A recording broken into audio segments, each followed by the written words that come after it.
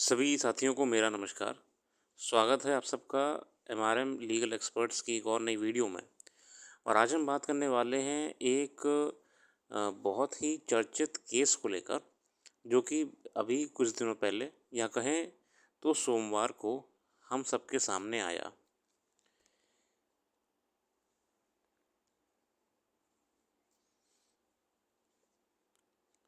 और ये मात्र एक केस ही नहीं है, ये एक बहुत गंभीर मुद्दा भी है इस समाज के लिए, क्योंकि ये जुड़ा है बच्चों की सुरक्षा से और उनसे जुड़ी साइबर अपराधों के खिलाफ कानूनों से।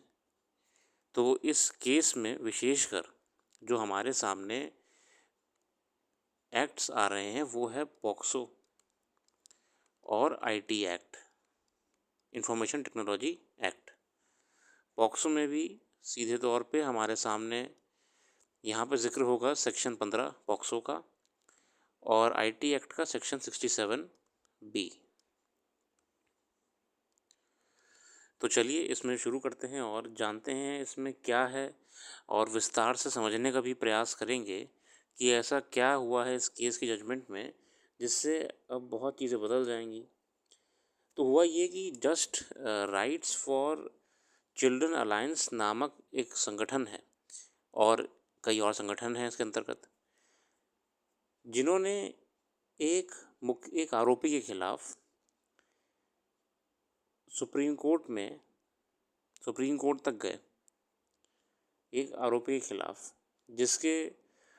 जिसके ऊपर जो मुकदमा चल रहा था वो था बच्चों से जुड़े अश्लील सामग्री अपने फ़ोन में डाउनलोड करके रखने का। ठीक है ना। एक व्यक्ति जो कि दक्षिण भारत के एक राज्य से बिलोंग करता है, उसके ऊपर ये आरोप लगाया गया था कि उसका जो मोबाइल फ़ोन था उसमें चाइल्ड पोर्नोग्राफी पाई गई थी और उसके मोबाइल में स्टोर थी। अगर मैं आपको एक वो बताऊं, एक सीरीज़ से हुआ कैसे ये टाइमलाइन, तो हुआ ये कि जो को एनसीआरबी और साइबर सेल वगैरह साथ में मिलकर काम करते रहते हैं। ठीक है ना। और ख़ासकर the commission for missing childrens. तो एक साइबर टिपलाइन मिलती है एक व्यक्ति के बारे में कि एक वैसा व्यक्ति है जो कि ज़्यादा सर्फिंग वगैरह कर रहा है और रेगुलरली ये सब कामों में लिप्त है, चाइल्ड पोर्नोग्राफी में। इसी के आधार पे पुलिस पे ये खबर पहुंचती है सरकारी चैनल्स के माध्यम से और इसके खिलाफ एफआईआर दर्ज करते हुए मुकदमा करा जाता है, इनको अरेस्ट करा जाता है और इनके मोबाइल को बाद में भेज दिया जाता है फॉरेंसिक लैब जांच करने के लिए। और जो एफएसएल गया था फॉरेंसिक साइंस लेबोरेटरी में, एफएसएल में, तो वहाँ पे ये पाया गया था कि हाँ, ये बिल्कुल सही बात कही है, इनके मोबाइल में एक नहीं कई ऐसी सामग्रियाँ पाई गई हैं जो कि आपत्तिजनक हैं और विशेषकर बच्चों से संबंधित हैं, जो कि प्रतिबंधित है। अब इसके बाद ये कोर्ट में पेश होते हैं और इनको जेल हो जाती है। हालांकि ये हाई कोर्ट जाते हैं और हाई कोर्ट में इनको रिलीफ मिल जाती है। हाई कोर्ट इसमें इनको रिलीफ इस बात पर दे देता है कि मोबाइल में होने और उसे देखने से कोई जुर्म नहीं हो जा रहा है जब तक कि उसे यह व्यक्ति अन्य डिवाइसेस में शेयर ना करे, सर्कुलेट ना करे। अभी हम आएंगे डिटेल में, इसमें और क्या बात कही गई हैं। इस आधार पे इनको वहाँ से रिलीफ मिल जाता है हाई कोर्ट से। मगर जो संस्था है जस्ट फॉर राइट्स, ये संस्था इस हाई कोर्ट के फैसले के खिलाफ सुप्रीम कोर्ट चली जाती है। फिर सुप्रीम कोर्ट में इसको लेके बहुत ही विस्तृत बहस होती है, और सुप्रीम कोर्ट में इसके बाद निर्णय ये आता है कि व्यू करना,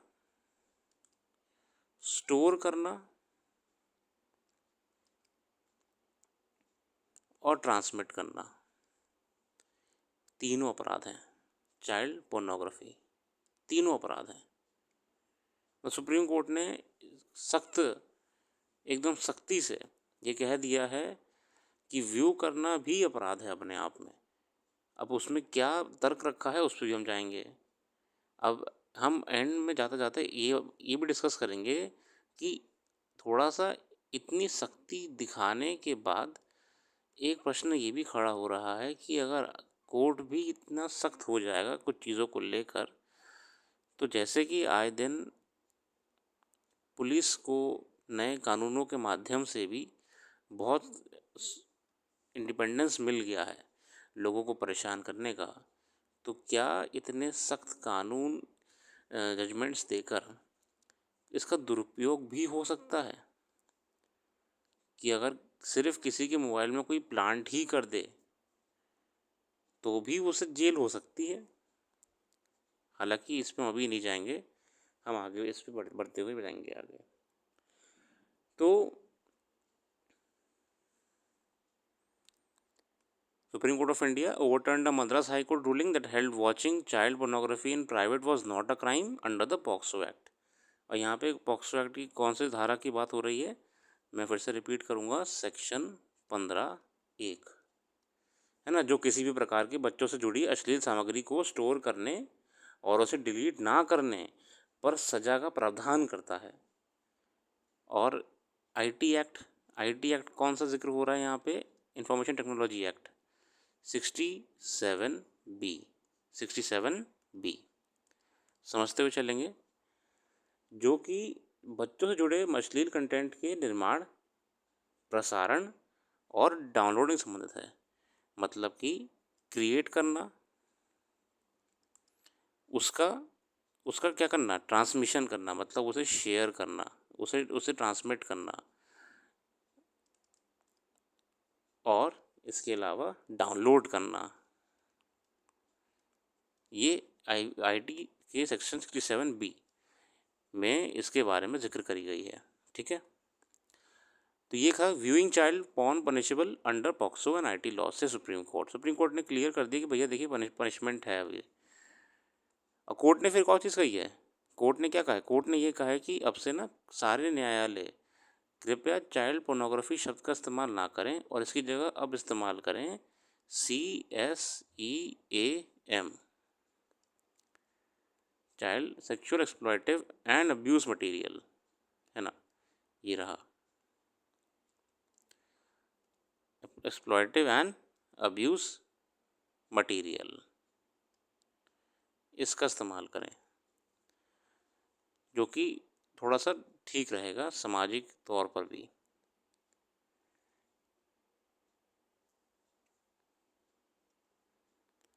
अब देखते हैं जरा एक बार केस को।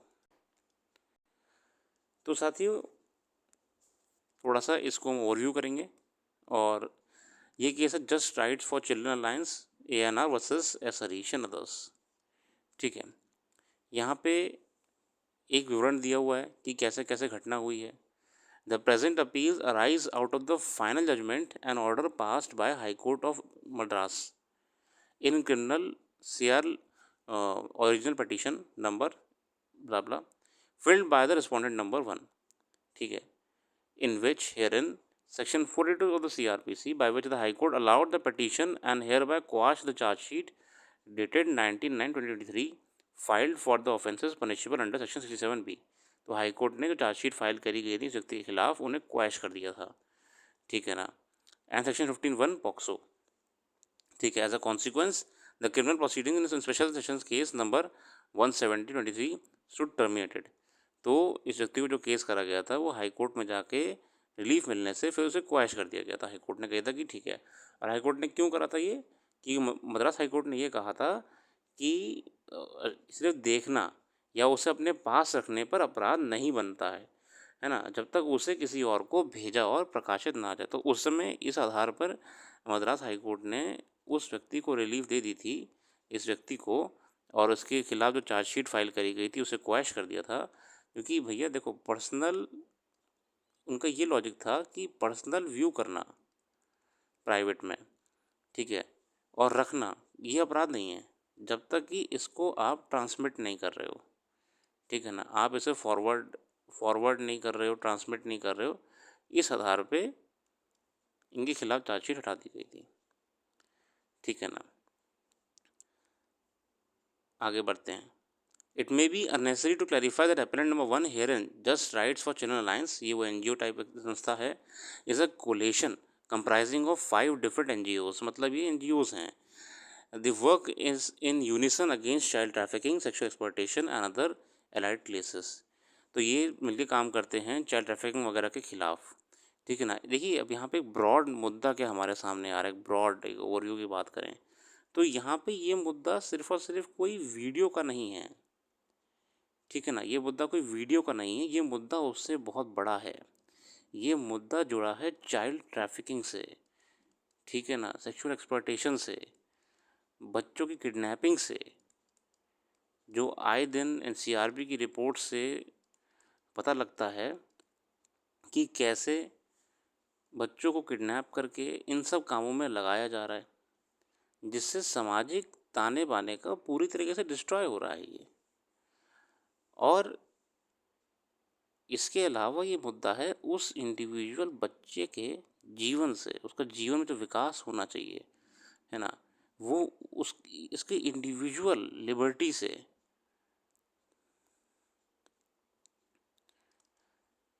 सोशल तो है ही ये प्रॉब्लम, समाज के लिए प्रॉब्लम तो है ही ये, child trafficking, kidnapping, sexual exploitation. इसके साथ साथ अगर हम बात करें एट इंडिविजुअल लेवल तो ये अपने आप में एक बहुत बड़ा समस्या है, क्योंकि इस व्यक्ति को जीवन भर ये ट्रॉमा रहेगा जो घटनाएं इनके साथ होंगी। तो इसीलिए ये संस्थानें मिलकर काम करती हैं ऐसे चीज़ों को लेकर। आगे बढ़ते हुए तो जैसे ही मद्रास हाई कोर्ट ने ये फैसला सुनाया था, बाद में उन्होंने इसे चैलेंज करते हुए ले गए थे आपका सुप्रीम कोर्ट में, और सुप्रीम कोर्ट ने फिर इसको लेके अपना जो इंटरप्रिटेशन था वो कहा। आगे बढ़ते हैं। यहाँ पर कुछ फैक्चुअल मैट्रिक्स बताए हुए हैं कि घटना कैसे हुई, ये आप देख लीजिएगा। बेसिकली पुलिस थाने पे जो कि डिप्टी कमिश्नर हैं crime against women and children, उनके अंतर्गत ये खबर पहुँचती है एक साइबर टिपलाइन के माध्यम से कि ऐसा ऐसा हो रहा है, the cyber tipline report of NCRB, ठीक है ना, ये पहुंचती है। उसके आधार पे एक एफआईआर रजिस्टर करी जाती है। जो एफआईआर रजिस्टर करी जाती है उसी दिन रजिस्टर करी जाती है, फिर इन पे कार्रवाई करी जाती है। उसकी रिपोर्ट ये है आपके सामने, ठीक है ना, जो एफआईआर रीड करी गई है कि today on 29/1/2020 at 12 noon I, the inspector of W28, all women police station was on duty, received letter RC number so and so, dated so and so from so and so addition deputy commissioner. ठीक है, तो उनको मिलता है और उन्हें police की entry करी हुई यहाँ पे कि वो कैसे गई वहाँ पे, उसको अरेस्ट करा। During the course of investigation the mobile phone belonging to the respondent number was seize and sent to the forensic science laboratory. जब वो गई उस व्यक्ति को अरेस्ट करा और फ़ोन जो था उसका वो भेज दिया आपका फॉरेंसिक साइंस लेबोरेटरी में जांच करने के लिए, जिसके बाद में कंप्यूटर फॉरेंसिक एनालिसिस रिपोर्ट आती है 22/8/20 को। It was found that mobile phone of the respondent number 1 contain 2 videos file relating to CSEAM depicting 2 underage boys involved in so and so। तो यहाँ पे ये उनके मोबाइल में पाया गया था। आगे बढ़ते हुए the computer forensic analysis report ये आपके सामने है, ठीक है। एग्जामिनेशन करा गया और इस रिपोर्ट को पेश करा गया, फिर तमाम चीज़ें यहाँ मेंशन करी हुई हैं, मैं उसमें डिटेल्स में नहीं जाऊँगा वरना बहुत लंबा वीडियो हो जाएगा। हम यहाँ पे की इश्यूज़ पे स्टिक करेंगे अभी, ठीक है ना। अब इसमें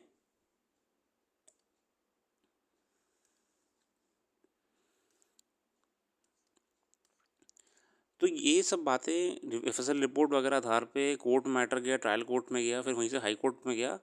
इन the absence of material to indicate in transmission और publication of pornographic content involving child, no offence could be said to have been committed under the POCSO. Material उसके फ़ोन में पाया गया था मगर वो उसने बनाया था या उसने ट्रांसमिट करा था, ये प्रूफ कहीं नहीं था। And the criminal proceeding would be liable to be quashed. In other words, to attract the provision of POCSO and ITAC, it is not sufficient to merely establish storage or possession of the child pornography। तो ये वहाँ पे ये मुद्दा निकल के आया था कि ठीक है मोबाइल में पाया गया, मान लिया बराबर है, मगर इसमें क्या ये कहीं प्रूव हो रहा है कि इसी ने बनाया है, पहला जो कि एक्ट में लिखा हुआ है, दूसरा कि क्या इसने ट्रांसमिट करा है, नहीं ये भी नहीं है।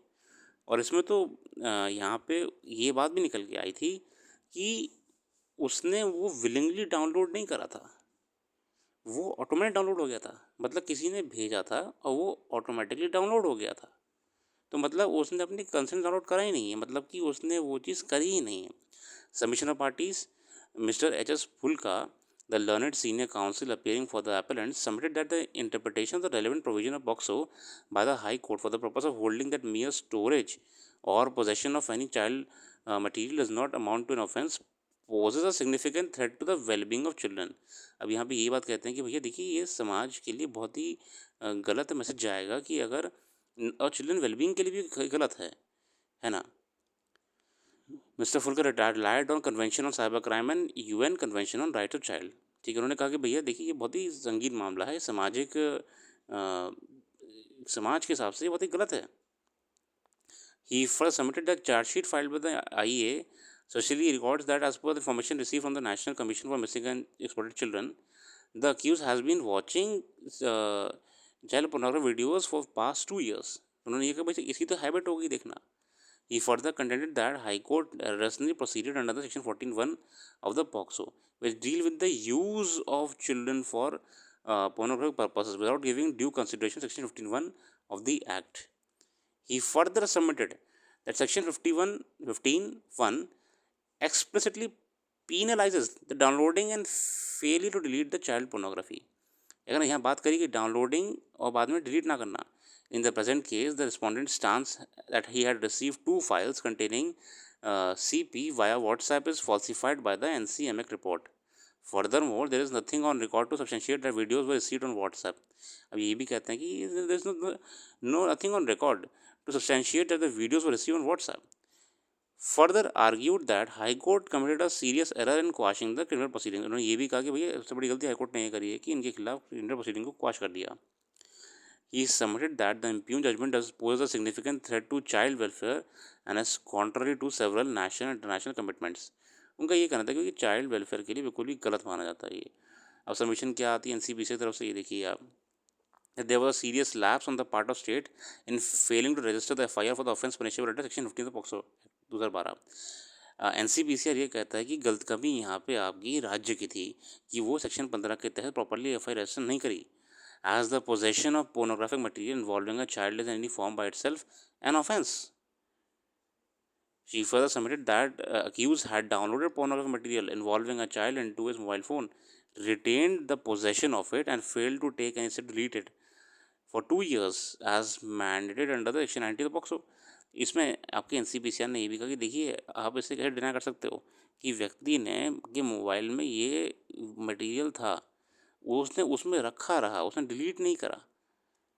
सेक्शन 90 में भी तो बात करी गई है ना कि उसे डिलीट करना नहीं करा उसने, मतलब कि वो उसके पोजेशन में था। She contended that high court failed to appreciate the mandate of section 30 which raises presumption of a culpable mental state on the part of accused for any offense. बहुत सही बात है, आगे बढ़ते चलते हैं।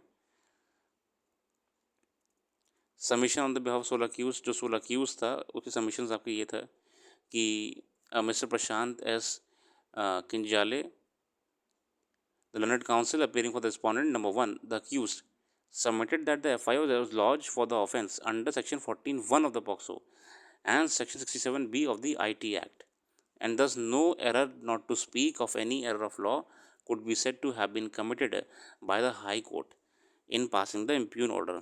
तो यहाँ पे एक्यूज ये कहना चाह रहे थे कि देखिए एफआईआर रजिस्टर करिए सेक्शन 14(1) में और पॉक्सो में, पॉक्सो के और 67B IT एक्ट में, तो वो सारा सब ठीक है ना, कोई इसमें गलती नहीं करी गई है। यही चीज़ तो एनसीपीसीआर और आपका जस्ट फॉर राइट्स की तरफ से लर्नड काउंसिल कह रहे हैं कि ये गलती तो स्टेट की है ना, कि स्टेट को 15(1) में जो एफआईआर रजिस्टर करनी चाहिए थी उसने 14 में करी है। He first submitted that receipt of the video is recovered from the mobile phone on the respondent number 1 phone is at which point 2019 amendment section 15 was not yet in force। और उस समय जो ये अमेंडमेंट्स की बात कर रहे हैं 15 में, वो फोर्स में था ही नहीं। He further contended that the 2 files found in the respondent's phone were named as so and so and so and so. The use of WA file names indicate that they were automatically downloaded by WhatsApp. और इन्होंने ये कहा है, एक बहुत ही interesting चीज़ यहाँ पे ये आ रही है कि वो फाइल्स ऑटोमेटिकली डाउनलोड हुई थी, ना कि उस व्यक्ति ने अपने होशो हवास में डाउनलोड करी थी। which has an auto download feature.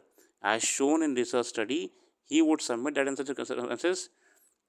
circumstances, the said videos had been automatically downloaded. ये बात हमारे ये अक्यूज़ कह रहे हैं, ठीक है ना, कि वो उसने अपने कंसेंट से नहीं करी थी, वो ऑटोमेटिक डाउनलोड हुई हैं। आगे बढ़ते हुए द फोन, ठीक है, he further submitted that mere possession of the aforesaid videos does not constitute an offense under section 15(1). The mere possession से offense नहीं होता है, as the respondent never had any intention to share or distribute them, और इनका कभी भी intention नहीं था कि वो शेयर करे या डिस्ट्रीब्यूट करे।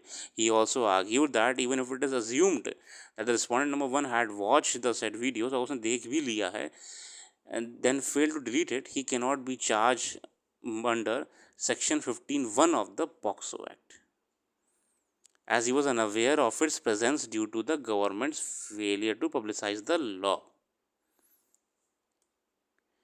He submitted that ignorance of law on the part of respondent number 1 was accompanied by a bona fide belief there, if as it would not constitute an offense under section 15 of the POCSO Act. Ignorance of law, बहुत ही सही बात कही। फिर यहाँ पे कुछ case का बाद नाम दिया गया। आगे बढ़ते हैं। फिर ये सबमिशंस आपके on the way of respondents आए, ठीक है, मैं पूरा नहीं पढ़ूंगा, बहुत समय लग जाएगा। इश्यूज फॉर डिटर्मिनेशन पे आते हैं।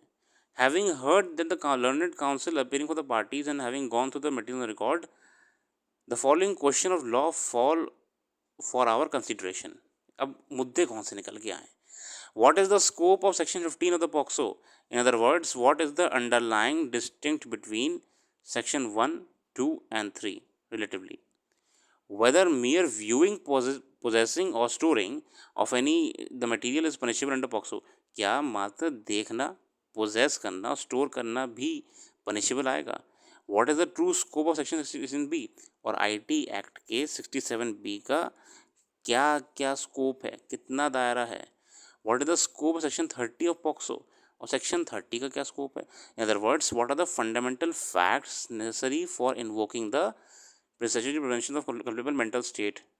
और किन आधार पे हम सेक्शन 30 के अंतर्गत जो कल्पेबल मेंटल स्टेट है उसको इन्वोक कर सकते हैं? Whether statutory presumption contained section 30 of the POCSO can be invoked only at the stage of trial by special court alone established under POCSO. ये हमारे इश्यूज़ थे।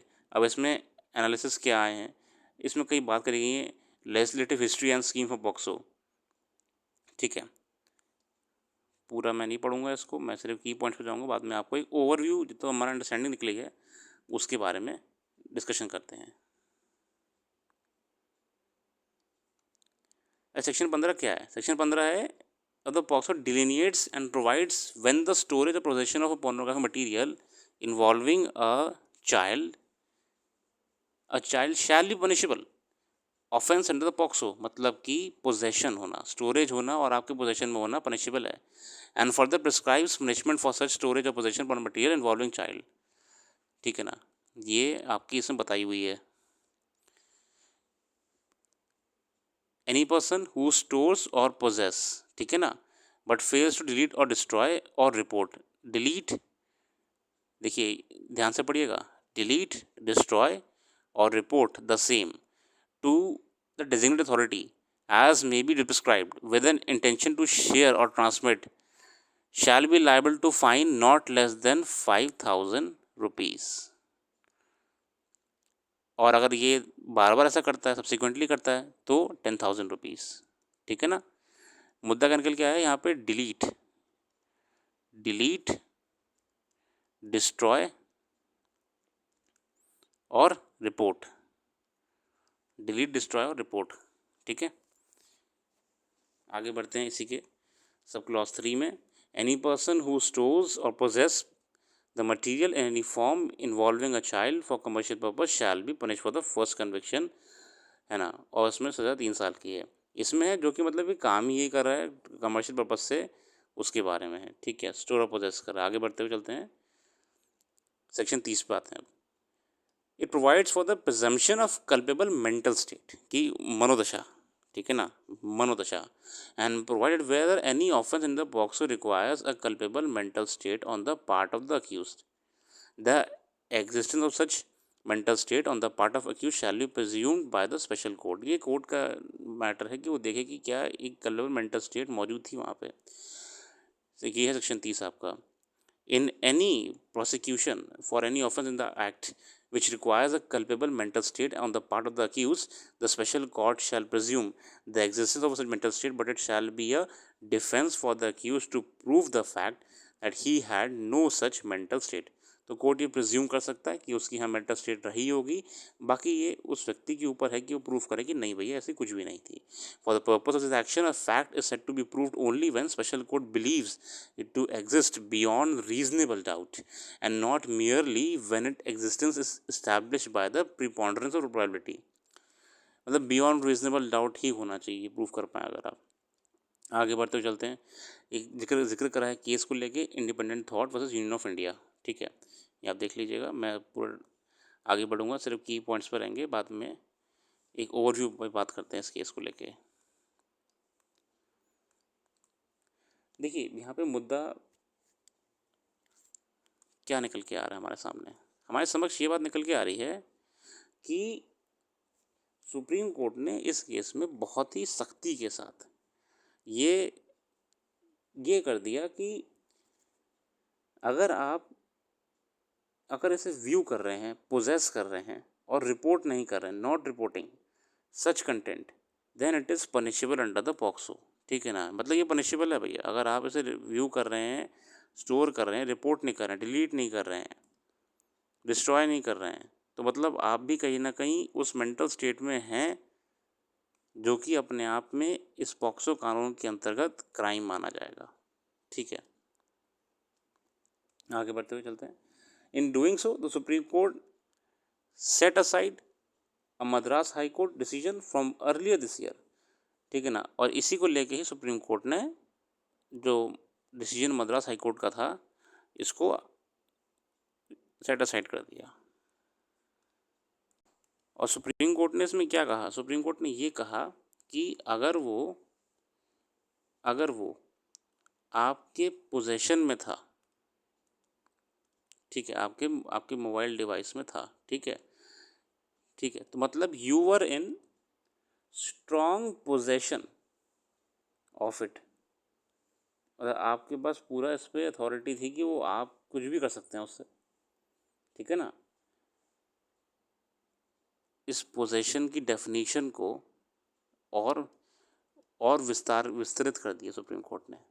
क्या कर दिया कि in child pornography cases to include cases where the individual may not have physical possession of the material but they have the power to control the material in question, they have power to control the material in question, control the material in question, and the knowledge of exercise of such control, और उन्हें knowledge भी है, knowledge of exercise of such control, ये knowledge भी है कि वो कैसे कंट्रोल कर सकता है। The court term this constructive possession, तो कोर्ट ने क्या कहा यहाँ पे, कंस्ट्रक्टिव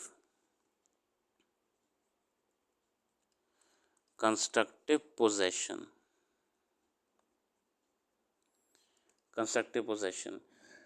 और इसी के आधार पे कोर्ट ने इसमें ये कह दिया कि व्यूइंग, डिस्ट्रीब्यूटिंग, डिस्प्लेइंग,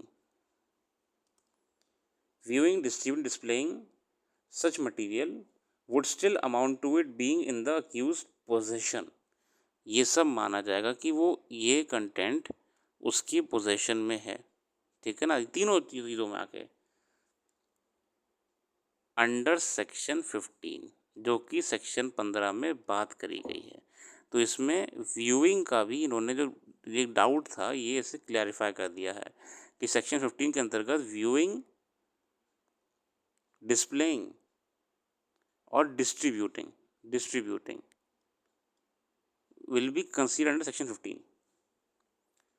अब इसमें जस्टिस पर्दीवाला साहब ने उन्होंने एक इलस्ट्रेशन दिया, मतलब जो हम जानते हैं अक्सर हम एक्ट्स में पढ़ते हैं इलस्ट्रेशन वगैरह। मैं इसमें दिखाता हूँ आपको, कहाँ पर है ये, देखिए यहाँ पे कॉन्सेप्ट ऑफ कंस्ट्रक्टिव पोजेशन, है ना।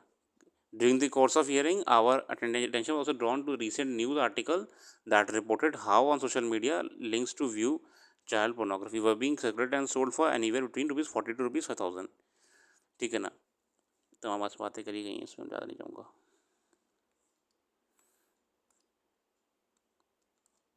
मैं आपको इलस्ट्रेशन दिखाने का प्रयास करता हूँ। मैंने सिर्फ नोट्स बना लिए थे अपने, मैं नोट्स के आधार पर आपको बता रहा हूँ, क्योंकि पूरा बहुत समय लग जाता है वरना चीज़ों में।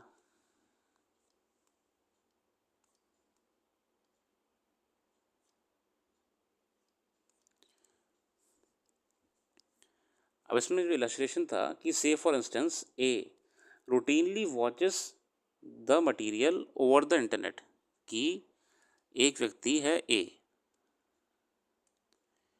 ए है जो कि रूटीनली वॉच करता है the material on the internet. ठीक है, ए ऑन इंटरनेट रूटीनली करता है, but never downloads or stores the same in his mobile, but never downloads और store, डाउनलोड या फिर स्टोर, समझ तो चलेगा, नहीं करता है, नेवर।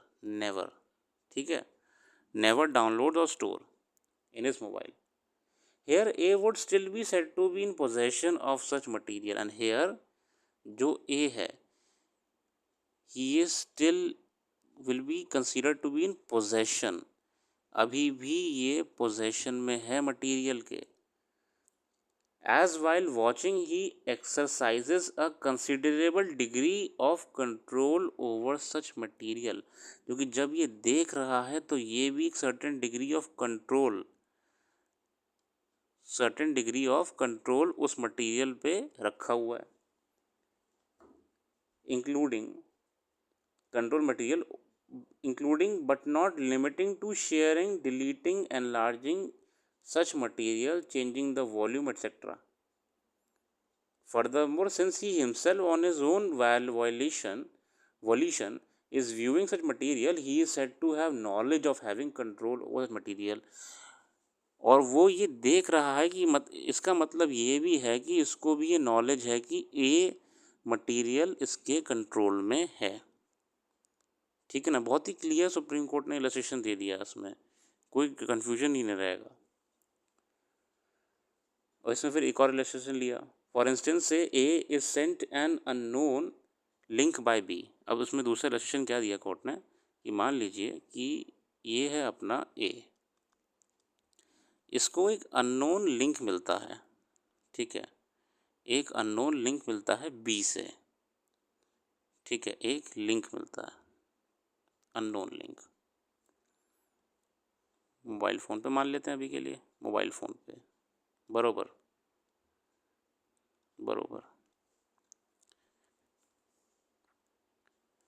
ठीक है।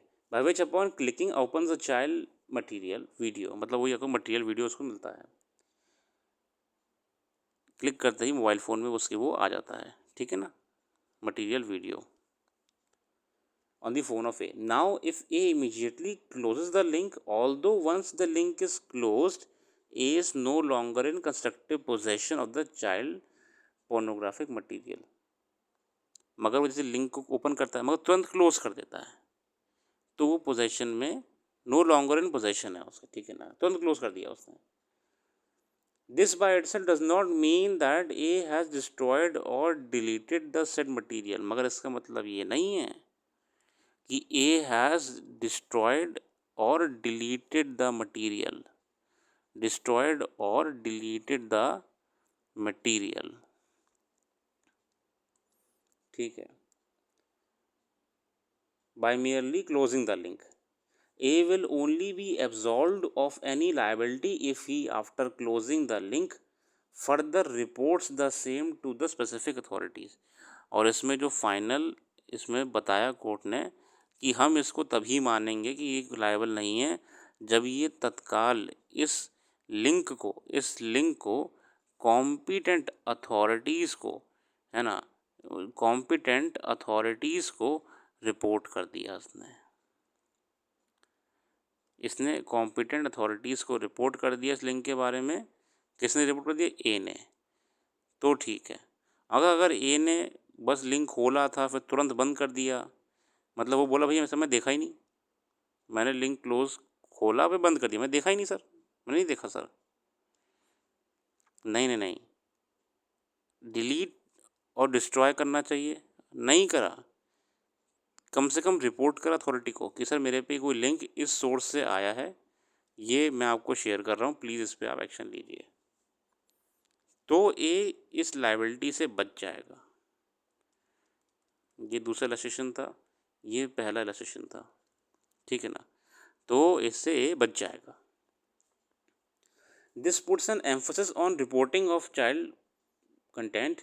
The penalty for not reporting is a fine, 5,000 रुपये का जुर्माना है, और उसके बाद तो फिर 10,000 रुपये का है सब्सिक्वेंट ऑफेंसेस पे, ठीक है ना। The court also held that the offence under section 15 will apply even if the accused does not have any physical possession of child pornography material at the time when the FIR is filed. Charges can be made if it is established that the accused possessed child pornographic material at any point. मतलब अगर वो proof हो गया कि भैया इसके mobile में कभी हुआ करता था या मोबाइल में है, तो उतना ही काफ़ी है इसे ऑफेंस करने के लिए इसको।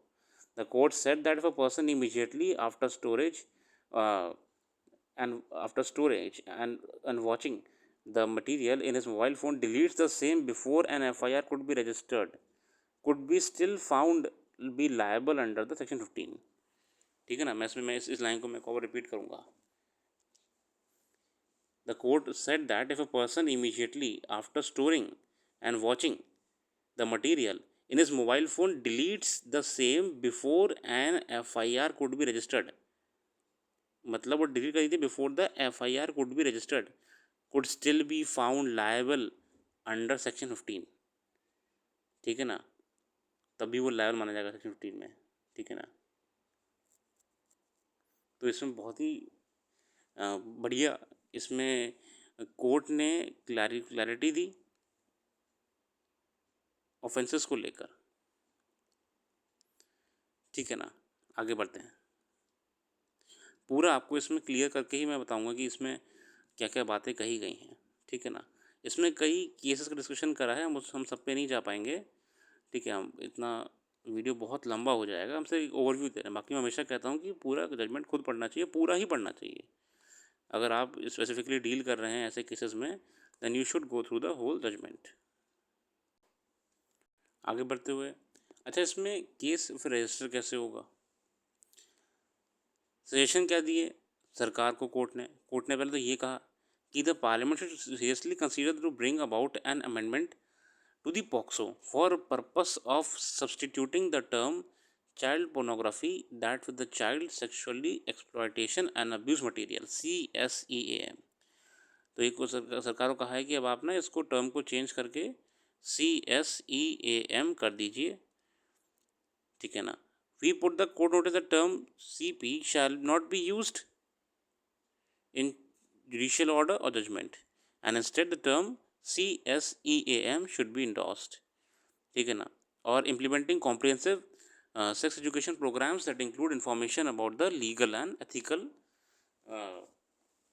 and ramifications of child pornography can help deter potential offenders। तो एजुकेशन प्रोग्राम चालू कराइए, providing support services to the victims and rehab programme for offenders, ठीक है ना। रिहैब प्रोग्राम शुरू करिए और विक्टिम्स को आप क्या कहते हैं सपोर्ट सर्विस प्रोवाइड कराइए। Raising awareness about realities of child sexual exploited material and it's consequences, identify the risk individuals early and implementing intervention strategies for the youth and problematic sexual behaviour. और ऐसे लोग को जल्दी पता लगाया जाए ताकि ऐसे कोई भी बिहेवियर ना बढ़े आगे जाके। Schools can also play a crucial role in early identification and intervention. Final order क्या होता है इसमें? फाइनल ऑर्डर ये होता है, for the following reasons we have reached the conclusion that high court submitted an egregious error. और इसमें बहुत ही क्लियरली कोर्ट ने ये शब्द का इस्तेमाल करा है, egregious error. In passing the impugned judgment, we are left with no other option but to set aside the impugned judgment and order passed by the High Court and restore the criminal proceeding in special Supreme SC number 170 और 23. तो ये final order इसमें होता है और इसे change कर दिया जाता है. And we direct the resident to send one copy each of the judgment to the principal secretary ministry law and justice union of India and to the principal secretary ministry women and child development. Pending applications also disposed of. तो अभी देखा जाएगा कि कैसे इसका धरातल पे police department और कंसर्न अथॉरिटीज़ इसको अंडरस्टैंडिंग में लेते हैं और अपना दायरा इस विशेषकर केसेस में कहाँ तक एक्सपैंड करते हैं, है ना. कोर्ट ने इसमें कहा है कि पुलिस और कोर्ट्स को मात्र सेक्शन 15 में आकर लिमिट नहीं होना है. ठीक है, इसको एक बहुत ही विस्तृत ऑब्जर्वेशन से ऐसे केसेस को डील करना ज़रूरी है. ठीक है ना.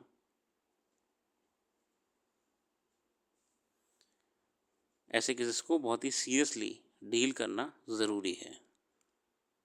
सारे हमने आज जाना कि कैसे सुप्रीम कोर्ट ने इस केस में एक नया इंटरप्रिटेशन दिया और कई बातें हम सबके सामने क्लियर करी.